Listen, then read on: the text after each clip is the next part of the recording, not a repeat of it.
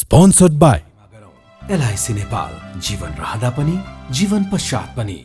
गर्वैदेखि बलियो भूगर्भ सिमेन्ट। मेरो देश मेरो जगदम्बा सिमेन्ट।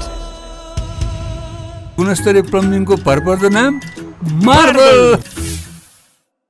म पनि आजै नेपाल टेलिकमको एन्टी फाइबर सेवा लिन्छु। नेपाल टेलिकम, राष्ट्रको सञ्चार, राष्ट्रको शान, किसान।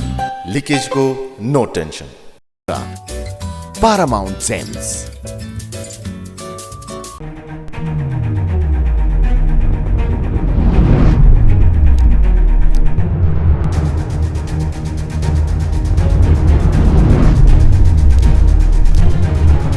तर एउटा इकोनोमिक फ्याक्टरको लागि पनि यसले एउटा ठुलो माइलस्टोनको रूपमा काम गर्छ, किनभने अब नमस्कार आज दर्शक सबैको ध्यान लुम्बिनीतिर छ र गौतम बुद्ध जन्मेको स्थानतिर छ। भारतीय प्रधानमन्त्री नरेन्द्र मोदी भोलि लुम्बिनीको 5 घण्टे महत्त्वपूर्ण र ऐतिहासिक भ्रमणको लागि आउँदै हुनुहुन्छ र प्रधानमन्त्री शेरबहादुर देउवा लुम्बिनी आइसक्नु भएको छ र भोलि दुई प्रधानमन्त्रीको बीचमा हुने महत्त्वपूर्ण भेटवार्ता कस्तो होला त नरेन्द्र मोदी र शेरबहादुर देउवाको बीचमा। आजको कार्यक्रममा हामी यसबारेमा गहिरो समीक्षा गर्छौँ। हाम्रो बीचमा कूटनीतिज्ञ राजनीतिज्ञ दीप कुमार उपाध्याय हुनुहुन्छ। तपाईँलाई म जनता जान्न चाहन्छु, कार्यक्रम स्वागत गर्न चाहन्छु। धन्यवाद ऋषिजी। भारतीय प्रधानमन्त्री नरेन्द्र मोदी आफ्नो कार्यकालमा पहिलो कार्यकालमा 4 पटक नेपालको भ्रमण गर्नुभयो। अब दोस्रो कार्यकालमा उहाँले पहिलो पटक लुम्बिनीबाट आफ्नो भ्रमणको सुरुवात गर्दै हुनुहुन्छ। उहाँलाई तपाईँले राम्रोसँग चिन्नु भएको छ। तपाईँ भारतमा राजदूत भएर बस्दाखेरि तपाईँको धेरै पटक नरेन्द्र मोदीसँग संवाद भएको छ। नेपाललाई हेर्ने दृष्टिकोण भारतीय प्रधानमन्त्री नरेन्द्र मोदीको कस्तो छ बताउनुहोस्। भारतको परराष्ट्र मन्त्रालयले चाहिँ तल अनुरूप निर्णयहरू चाहिँ अब गरेर सहजीकरण गर्नुभन्दा अवरोध पुगेको मैले महसुस गर्छु। जस्तै अहिले पनि हामीले हाम्रो भैरवाको गौतम बुद्ध अन्तर्राष्ट्रिय विमानस्थल अब भोलि नै यसको चाहिँ समुद्घाटन हुँदैछ। अब हामीले यो भैरवा र नेपालगञ्जबाट भारतीय स्पेसको लागि धेरैचोटि भारत सरकारसँग कूटनीतिक पहलहरू गरेका छौँ। के अगाडि मात्रै पनि नेपालका पर्यटन मन्त्री र भारतका पर्यटन मन्त्रीले भेट्दाखेरि निकै ठुलो आश्वासन पाएको सूचना मैले पाएको थिएँ। तर त्यो अझै पनि कार्यान्वयन हुन सकेको छैन। यदि सिधै भनेर उहाँको चाहिँ जेट विमान भन्नुभएको छ गौतम बुद्ध अन्तर्राष्ट्रियको विमान सोझै जेट विमान नै भैरवा विमानस्थलमा उतार्न सकेको भए हाम्रो पनि अलिकति समय कम भयो होला, कूटनीतिक पहल कम भयो होला, त्यो आफ्नो पाटो छ। तर त्यो भएको भए शून्य सुगन्ध हुन्थ्यो। त्यो चाहिँ राम्रो एउटा सङ्केत हुन्थ्यो। किनभने मोदीजीले जुन तपाईँले भन्नुभयो नि, धेरैचोटि मसँग संवाद हुँदाखेरि पनि नेपाल र भारतले यो रामायण सर्किट बुद्धि सर्किटलाई इन्टरनेसनल्ली एकदम यसलाई चाहिँ हामीले एउटा air connectivity, rail connectivity, road connectivity चाहिँ अन्तर्राष्ट्रिय स्तरको बनाउनु पर्दछ। त्यसपछि गएर नेपाल र भारतको चाहिँ हाम्रो आध्यात्मिक पर्यटन लगायत हाम्रो चाहिँ भन्दा आर्थिक अवस्थामा धेरै ठुलो फड्को मार्छ भन्ने उहाँको सोच हो, उहाँको दृष्टिकोण। भारतमा उहाँले धेरै काम गर्नुभएको छ अहिले, खास गरी रामायण सर्किट बुद्धि सर्किटको बारेमा। त्यसलाई नेपालसँग इन्टरकनेक्ट गर्ने कुरामा, नेपालको अर्थतन्त्रलाई कसरी सुदृढ पार्न सकिन्छ भन्ने बारेमा, पानीका बहुउपयोगका कुरा, हाम्रो चाहिँ भन्दा पावर ट्रेडिङमा चाहिँ अझै पनि के असिलाहरू छ नि, त्यसलाई चाहिँ उहाँले चाहिँ भन्दा हटाइदिने कुराहरूमा चाहिँ ध्यान जानेछ।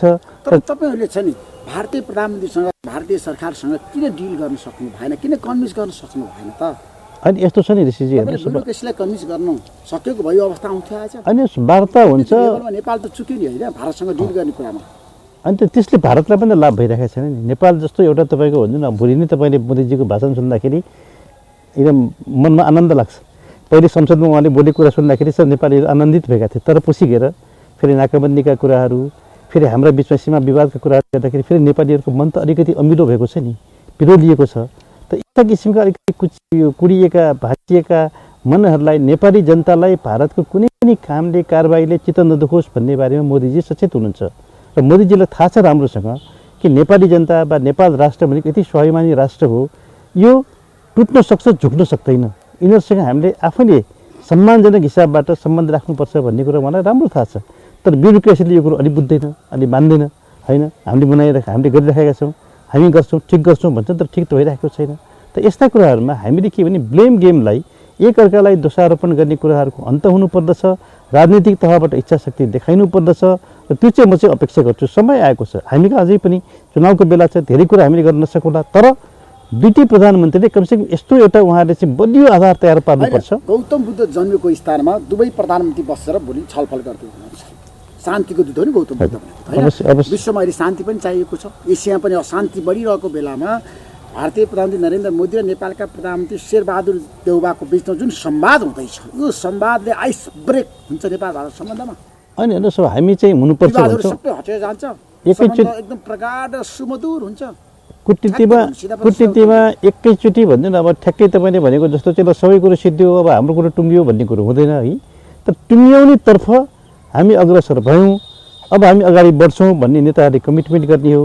त्यसपछि गएर दुवै देशका आफ्ना चाहिँ भन्छौँ अब शासनका यन्त्रहरूले, सम्बन्धित तपाईँका समितिहरू, निकायहरूले त्यसलाई चाहिँ कार्यान्वयनमा लाने हो। हेर्नुहोस्, तर इच्छा शक्ति देखाउने चाहिँ राजनीतिक तहबाट नै हो, नेतृत्वबाट नै। त नेपालमा छ नि, भारतीय प्रधानमन्त्रीसँग, भारतीय सरकारसँग अथवा मन्त्रीसँग आफ्नो कुरा राख्न नसकेको, झुकेको भन्ने गम्भीर आरोप त खेपिरहेको छ। अनि एक हातले ताली बज्दैन ऋषिजी। हेर्नुहोस्, हामीले नि ताली बज्नको लागि भारतीय प्रधानमन्त्रीसँग धेरै पटक संवाद गर्नुभयो नि। तपाईँले नेपाल भ्रमणको लागि पनि जसरी छ नि, भारतीय पक्ष राजी भए आए नि मोदीको कार्यकालमा, त धेरै आए नि, होइन?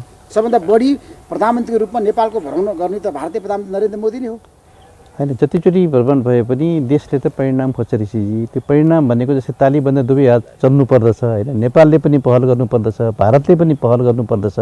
अहिलेसम्म भारतले नेपाललाई दोष लगाउने, नेपालले भारतलाई दोष लगाउने, यो दोषारोपणको खेलबाट कोही जित्दैन, कोही कहीँ पुग्दैन।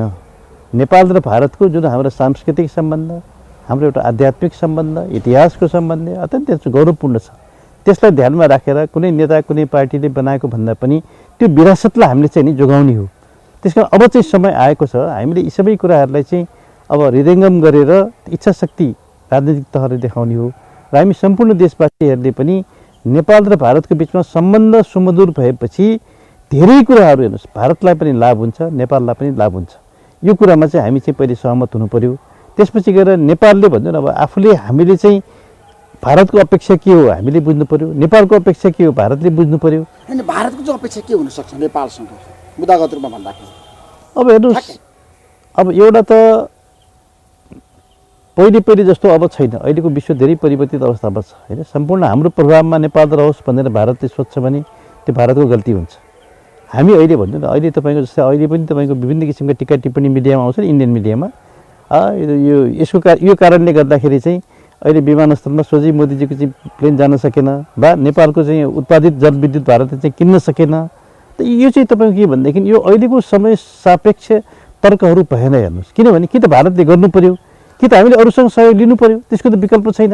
अरूसँग सहयोग लिएको कुरामा अब त्यसमा चाहिँ चित्त दुखाएर कुरो पनि होइन। कुनै समय खाली थियो भारतको लागि, भारत एकमात्र खेलाडी थियो, होइन? भारतले नेपालमा रेलका सञ्जालहरू जति बढाउन चाहे पनि बढाउन सक्थ्यो, नेपाललाई हामीले पानीको बहुउपयोगमा जति चाहे त्यही किसिमको योजना गर्न सक्थ्यो। तर त्यो पहिले हुन सकेन, ती विगतका कुरा भए। अब चाहिँ अन्तर्राष्ट्रिय कानुन नियमहरूलाई हामीले आधार मानेर नेपाललाई पनि हित हुने, भारतलाई पनि हित हुने, नेपालको तराई पनि स्वर्ग हुने, भारतको खास गरी युपी, बिहार, केही बङ्गाल, उत्तराखण्डको भूभागलाई पनि सहज हुने किसिमबाट पानीका प्राकृतिक बहावलाई हामीले बहुउपयोगमा लाने हो भने, त्यो सिद्धान्त मान्ने हो भने एकदम हेर्नुहोस् परिवर्तन हुन्छ।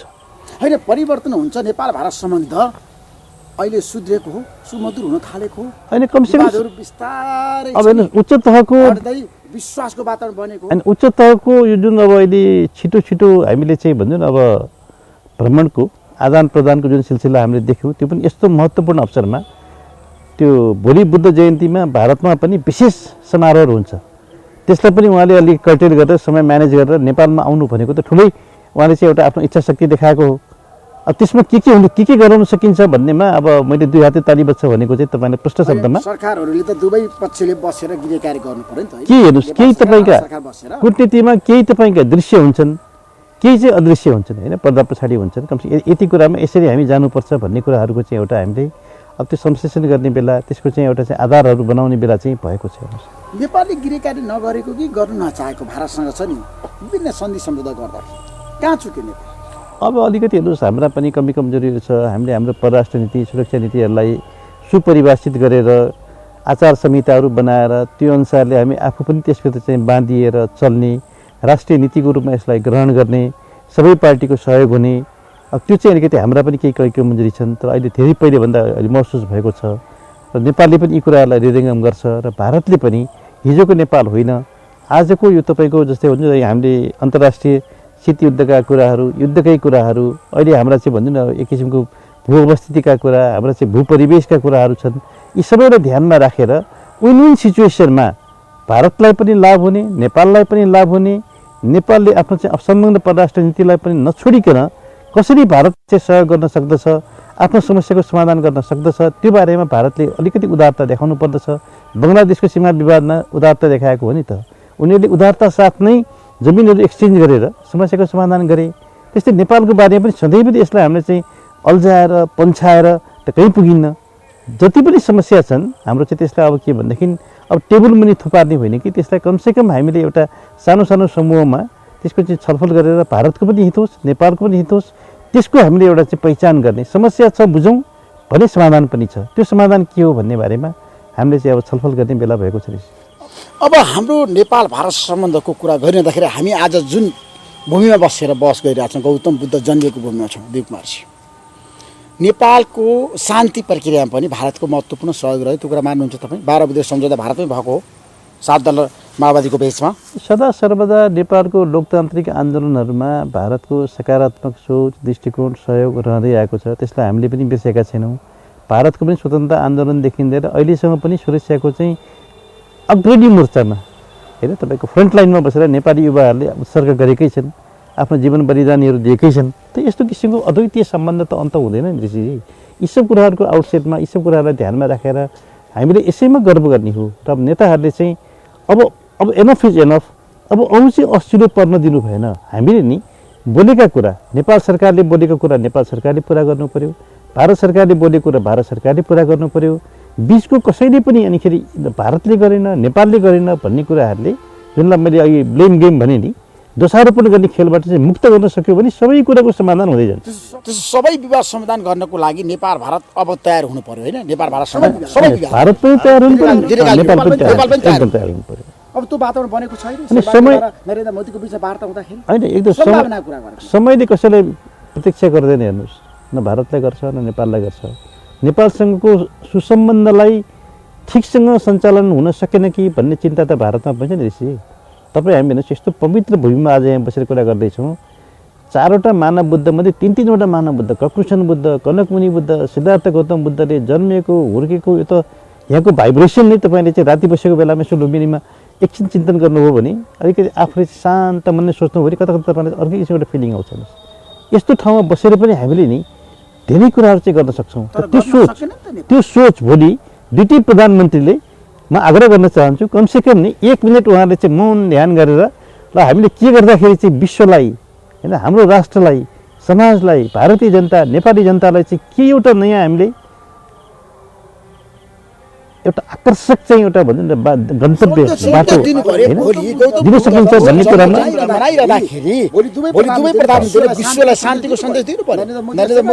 त्यो बारेमा उहाँले चिन्तन गर्नु पर्यो। त्यो चिन्तनबाट तपाईँको एउटा केही न केही नयाँ उपज निस्कोस् र त्यसले चाहिँ एउटा चाहिँ नयाँ आधार बनोस् भन्ने मेरो विश्वमा शान्ति भइरहेको बेला युद्ध भइरहेको बेलामा अब नेपालमा चाहिँ जस्तै भारतीय प्रधानमन्त्रीको भ्रमण भइरहेछ नि शान्तिको लागि शान्तिको र एउटा सहमतिको लागि र विश्वासको वातावरण बनाउन लागि यो भ्रमण फलदायी हुन्छ होइन ऋषिजी हेर्नुहोस् आजकल त हामी के छ भनेदेखि अहिले आधुनिक विकासको नाममा मानवता बिर्स्यौँ होइन मानवताका कुरा राष्ट्रियताका कुरा गौण हुँदै हुँदै आफ्नो निजात्मक स्वार्थका कुराहरू नि अब युद्ध भएदेखि हतियार बिक्ने कुरा आफ्नो चाहिँ फाइदा हुने कुरा यसमा विश्व जान लाग्यो यसबाट नेताहरूलाई चिन्ता होला मलाई पनि चिन्ता छ तपाईँलाई पनि चिन्ता हुनुपर्छ हामीले किनभने हेर्नुहोस् अब हाम्रो आध्यात्मिक जुन एउटा सोच भनेको हाम्रो पूर्वीय दर्शनको खास गरी जसमा चाहिँ हाम्रो चाहिँ भनौँ न बुद्ध दर्शन पनि पर्दछ यो बुद्ध दर्शनको पूर्वीय दर्शनको सोच नै के हो भन्दा वसुधैव कुटुम्बकम हामीले आफ्नो चाहिँ करुणाबाट दयाबाट हेर्नुहोस् आफ्नो चाहिँ एउटा पवित्र चाहनाहरूबाट चरित्रबाट आचरणबाट व्यवहारबाट अरूको मन जित्ने हो नि विश्वको शान्तिको लागि पनि हामीले एउटा त्यो किसिमको चाहिँ एउटा भन्छौँ न सन्देश दिने कुरा र सन्देशमा कमिटेडली आफू लाग्ने कुरा त्यो कुराको चाहिँ उद्बोधन कमसेकम भन्छौँ न हाम्रा नेताहरूले चाहिँ गर्नुहुनेछ। भोलि उहाँहरूको लुम्बिनीको प्रवासमा त्यो एउटा भाइब्रेसन जुन एउटा शान्तिको भन्छौँ न विभिन्न 4वटा मानव बुद्ध पनि 3-3वटा मानव बुद्ध जन्मेका हुर्केका ठाउँको यहाँको भाइब्रेसनले उहाँहरूलाई प्रेरणा दियोस् र त्यो गर्न सक्नु पर्दछ त्यो समयको माग हो ऋषि। अब गौतम बुद्ध र भारतीय प्रधानमन्त्री नरेन्द्र मोदीको कुरा गर्दाखेरि कस्तो संयोग छ भन्नुहोस् त अब हेर्नुहोस् मोदीजी आफू प्रधानमन्त्री भएर आएपछि अब भारतमा विभिन्न तपाईँको गुजरातदेखि लिएर धेरै ठाउँमा जस्तै बिहारमा युपीमा त छँदै थियो होइन गौतम बुद्धले चाहिँ ज्ञान प्राप्त गरेको अब पहिलो शिक्षा दिएको परिनिर्माण भएको ठाउँहरू र एउटा चाहिँ लुम्बिनीमा जन्म लिएको ठाउँ यो 4 धाम भनेर चाहिँ गौतम बुद्धले आफैले भनेका कुराहरू त्यसलाई चाहिँ हृदयङ्गम गरेर मोदीजीले बौद्ध तीर्थस्थलहरूलाई चाहिँ अलिकति यसलाई चाहिँ इन्टरकनेक्सनहरू यसको चाहिँ एउटा भन्छ अब विकासको लागि चाहिँ उहाँले आफ्नै किसिमबाट पाइलट प्रोजेक्टहरू बनाएर अगाडि बढ्नुभएको छ त त्यसमा नेपाललाई पनि अनिखेरि हामीले चाहिँ इन्टरलिङ्क गर्ने जोड्ने अघि मैले भनेको जस्तो 8 लेनका अन्तर्राष्ट्रिय स्तरका सडक सञ्जालबाट रेलको सञ्जालबाट हवाई सञ्जालबाट जोड्ने ताकि आध्यात्मिक यो जति पनि हाम्रो चाहिँ यो टुरिज्म छ नि स्पिरिचुअल टुरिज्म छ त्यसलाई र शान्तिकामी मान्छेहरूले चाहिँ एकचोटि सजिलोसँग यो 4 धाममा आएर चाहिँ आफ्नो चाहिँ एकचोटि उसले चाहिँ भ्रमण गर्न सकोस् त्यसको लागि काम गर्ने भन्ने उहाँको छ त्यसको विविध लाखौँ चाहिँ भारतीय पर्यटकहरू नेपाल आउन सक्छ त्यो त आउँछ नि हेर्नुहोस् जस्तै भन्नु न मोदीजीले पशुपतिनाथमा र मुक्तिनाथमा जनकपुरमा दर्शन गरेर पूजा गरेपछि पर्यटकहरू बढे अब लुम्बिनीमा गरेपछि अझ बढ्छन् हेर्नुहोस् है यो त पर्यटकहरू आउन सक्छ बरु हामीले त्यसलाई क्यास गर्न सकेका छैनौँ अब हाम्रै नेताहरू चाहिँ पशुपतिनाथको पूजा गर्न बिरलै पुग्नुहुन्छ होइन मुक्तिनाथको पूजा गर्न बिरल पुग्नुहुन्छ तर भारतीय कुनै पनि तपाईँको एउटा भिभिआइपीहरू आएको बेलामा यी ठाउँहरूमा जानुहुन्छ त्यसले गर्दाखेरि एउटा सन्देश राम्रो जान्छ भारतीय पर्यटकहरू हिन्दू पर्यटकहरू अत्यन्त बढ्छन् लुम्बिनीमा त अझ बढ्छ हेर्नुहोस् म विश्वस्त छु किनभने अन्तर्राष्ट्रिय विमानस्थल अब तयार भएको छ लुम्बिनी यो बुद्ध विश्वविद्यालय पनि हेर्नुहोस् अन्तर्राष्ट्रिय आह्वानमा यो दुईटै कुरो बनेको हो भैरवको एयरपोर्ट इन्टरनेसनल एयरपोर्ट र लुम्बिनीको विश्वविद्यालय यो अन्तर्राष्ट्रिय हामीले चाहिँ आह्वानमा बनाएका हौँ त्यो दुवै अब तयार छन् तयारी अवस्थामा छन् हामी मोदीजीलाई चाहिँ लुम्बिनी विश्वविद्यालयले पनि एउटा चाहिँ उपाधिहरू दिने सम्बन्ध बढाउने बारेमा त्यहाँ भोलि कार्यक्रमहरू हुँदैछ भनेपछि लुम्बिनी एउटा चाहिँ नेपाल र भारतको हाम्रो फेरि नयाँ सम्बन्धको लागि नयाँ भविष्यको लागि एउटा चाहिँ तपाईँको एउटा यस्तो एउटा फोरम बन्न सक्दछ एउटा यस्तो तपाईँको स्थल बन्न सक्दछ जस्तै हुन्छ नि हामीले कहिलेकाहीँ अब विश्वस्तरका नेताहरूको चाहिँ कहिलेकाहीँ डायलग हो भनेर त्यो चाहिँ धेरै वर्षसम्म त्यो चाहिँ चर्चित रहन्छ तर लुम्बिनीको चाहिँ दुईटा देशको नेताहरूको चाहिँ यो अहिलेको सम्मेलनले विश्व शान्तिमा कुनै पनि किसिमको असिलो पर्यो भने पनि लुम्बिनीलाई चाहिँ विश्व शान्तिको एउटा महान केन्द्रको रूपमा यसले परिचय पाउँछ त्यसमा म चाहिँ विश्वास गर्छु अब भारतीय प्रधानमन्त्री नरेन्द्र मोदी नै जमाना नेपालमा आएर तपस्या गरेको योग गरेको हो नि त होइन तपाईँलाई थाहा छ त्यो कुरा त उहाँले पनि बताउनु भएको छ अहिले शान्तिको भूमि गौतम बुद्ध जन्मेको ठाउँमा आउनुभयो यसपटकको यो भ्रमण सफल हुन्छ ठ्याक्कै भन्नु होइन सफल हुन्छ नि सफल त हुन्छ सफल नहुने त कुरै छैन त सफल हुन्छ भनेको अब कुटनीतिमा त त्यसै सफल हुन्छ व्यवहारमा परिणाममा पनि यसले सफलता हासिल गरोस् नेपाली जनताहरूले चाहिँ महसुस गरून् कि प्रधानमन्त्री मोदीजीले मिठो मिठो बोल्नुहुन्छ पछि गएर फेरि कुरो चाहिँ जहाँको त्यो अड्किन्छ भन्ने खालको जुन एउटा धारणा छ नि त्यसलाई पनि चिरेर दुवै देशका शासन प्रशासनले पनि आफ्ना नेताहरूले बोलेका कुरा भनेका कुरा उहाँहरूको सोचाइलाई चाहिँ कार्यरूपमा परिणत गर्नको लागि अब एकअर्कालाई दोषारोपण होइन अब हामी एकदम अत्यन्त सकारात्मक हिसाबले परिणाम दिन सकौँ भारतीय जनताले पनि देखुन् युपी र बिहारका जनताले हेर्नुहोस् सधैँ गाली गर्छन् पानीको बहुउपयोग गर्न सक्दैनौँ सधैँभरि बाढी आउँछ पानी अझ अभिशाप भएको छ लौन उपयोग गरौँ भन्छन् मसँग त उनीहरूले नि हृदय खोजेर भन्छन् तर हामी गर्न सकेका छैनौँ किनभनेदेखि यसमा चाहिँ हामीले उदार चित्त राख्नु पर्यो ऋषिजी हेर्नुहोस् नेपाल र भारतको जुन हामीले अघि कुराहरू गऱ्यौँ अत्यन्त हेर्नुहोस् यो गौरवपूर्ण इतिहास